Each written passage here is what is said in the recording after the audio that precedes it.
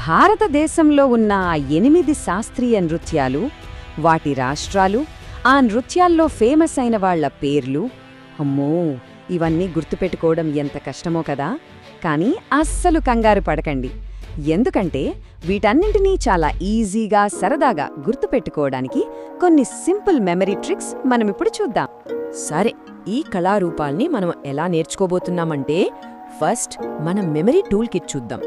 ఆ తర్వాత పంచభూతాల్లోని 4 మూలకాలతో సంబంధమున్న నృత్యాల గురించి, ఆ పైన కథలు చెప్పే 2 నృత్యాల గురించి, అలాగే తూర్పు భారతదేశం నుండి వచ్చిన నృత్యాల గురించి తెలుసుకుందాం.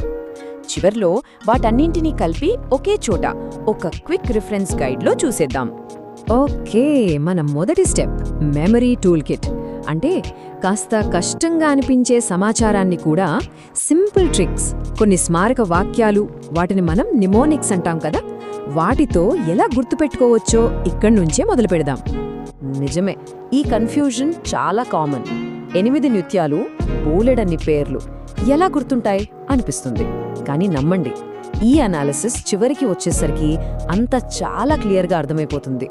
మన మొదటి ట్రిక్ ఏంటంటే 4 ముఖ్యమైన నృత్య రూపాల్ని ప్రకృతిలోని 4 మూలకాలతో కనెక్ట్ చేయడం. అగ్ని, భూమి, నీరు, వాయువు, ఇలా వీటితో లింక్ చేస్తే వాటిని గుర్తుపెట్టుకోవడం చాలా చాలా ఈజీ అయిపోతుంది. So first one, Bharatanatyam. ఇది తమిళనాడుకు చెందింది. ఈ నృత్యం అగ్ని యొక్క తీవ్రతను, శక్తిని ప్రతిబింబిస్తుంది. జస్ట్ ఫైర్ అని గుర్తుపెట్టుకోండి. చూశారా, ఈ ఒక్క వాక్యం ఎంత పవర్ఫుల్గా ఉందో. భరత్ అంటే భరతనాట్యం, అగ్ని దాని మూలకం, తమిళనాడు దాని రాష్ట్రం. అంతే, సింపుల్.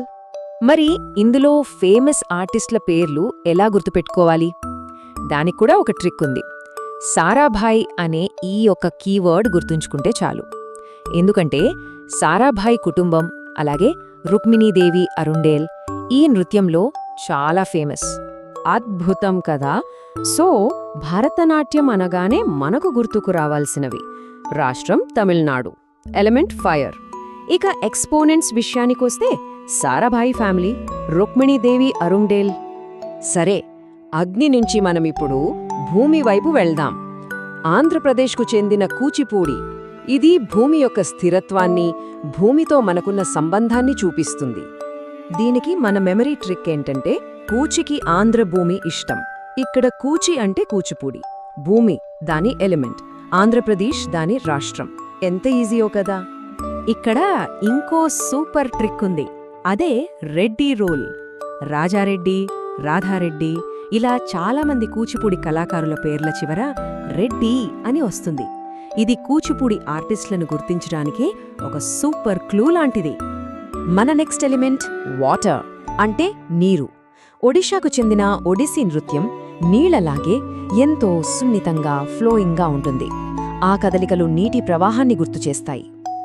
దీన్ని గుర్తుపెట్టుకోవడం ఇంకా ఈజీ. ఓడి నీటిలో ఆడుకుంటుంది, అంతే. చిన్నగా, చాలా ఎఫెక్టివ్గా ఉంది కదా.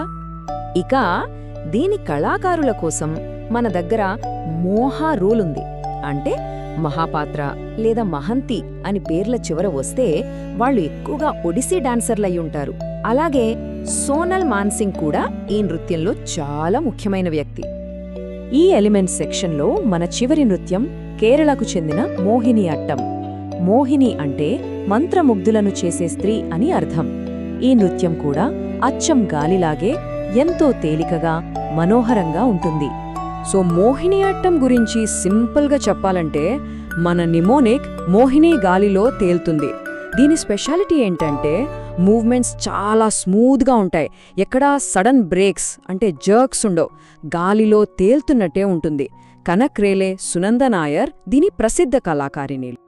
ఓకే, ఇప్పటిదాకా మనం ఎలిమెంట్స్తో డాన్సుల్ని లింక్ చేశాం. ఇప్పుడు మనం కథలు చెప్పే 2 నృత్యాల ప్రపంచంలోకి వెళదాం. కథ అనే పదం నుంచే ఈ 2 నృత్యాలు పుట్టాయి. అందుకే ఇవి స్టోరీ టెల్లింగ్కి చాలా ఫేమస్. ఫస్ట్ కథక్. మహారాజ్ ఉత్తరాన ఒక కథ చెబుతాడు. ఈ యొక్క వాక్యం మనకు చాలా విషయాలు చెబుతుంది. కథ అంటే స్టోరీ టెల్లింగ్. మహారాజ్ అనేది ఈ నృత్యంలోని ఫేమస్ ఆర్టిస్టుల ఇంటి పేరు. ఇక ఉత్తరాన అంటే ఇది ఉత్తర భారతదేశానికి చెందిందని. ఇక్కడ కూడా ఒక పవర్ఫుల్ రూల్ ఉంది. అదే మహారాజ్ రూల్. బిర్జు మహారాజ్, లచ్చు మహారాజ్, ఇలా మహారాజ్ అనే పేరు వినగానే మనకు కథక్ గుర్తుకు రావాలి.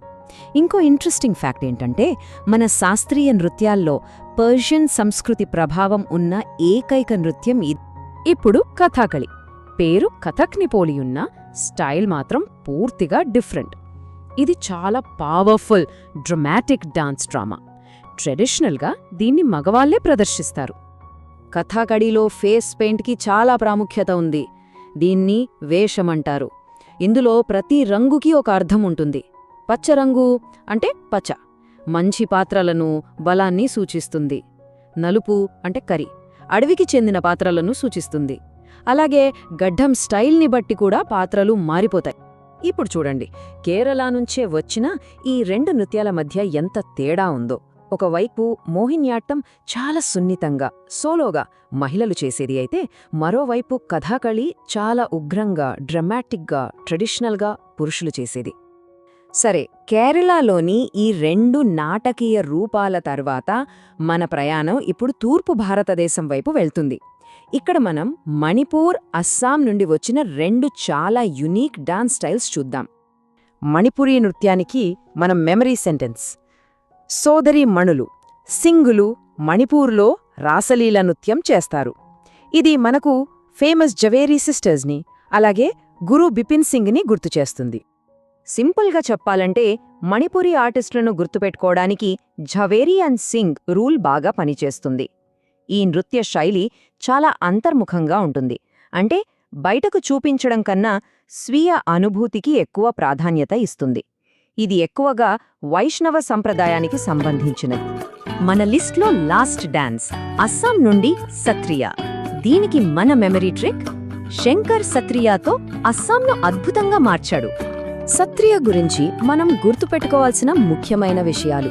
ఇది అస్సాం రాష్ట్రానికి చెందింది. దీన్ని స్థాపించింది శ్రీమంత శంకరదేవ. అలాగే ఇందులో బోర్గేత్ అనే ఒక ప్రత్యేకమైన సంగీతాన్ని వాడతారు.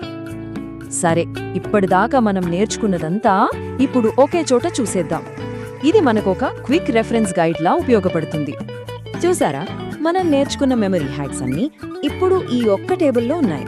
భరతనాట్యం నుండి సత్రియా వరకు ప్రతి నృత్యం, దాని రాష్ట్రం, దాని స్పెషాలిటీ, దాన్ని గుర్తుపెట్టుకోవడానికి మన కీవర్డ్ అన్నీ ఇక్కడే ఉన్నాయి. ఇది మనకు ఒక పర్ఫెక్ట్ చీట్ షీట్ లాంటిది. ఇప్పుడు ఈ నృత్యాల మధ్య ఉన్న తేడాలు, వాటి ప్రత్యేకతలు మనకు స్పష్టంగా అర్థమయ్యాయి కదా. మరి వేల సంవత్సరాల చరిత్ర ఉన్న ఈ జీవ కళారూపాలు ప్రస్తుతం ఇంకా భవిష్యత్తులో ఎలాంటి కొత్త కథలను మనకు చెప్పబోతున్నాయి? ఒక్కసారి ఆలోచించండి.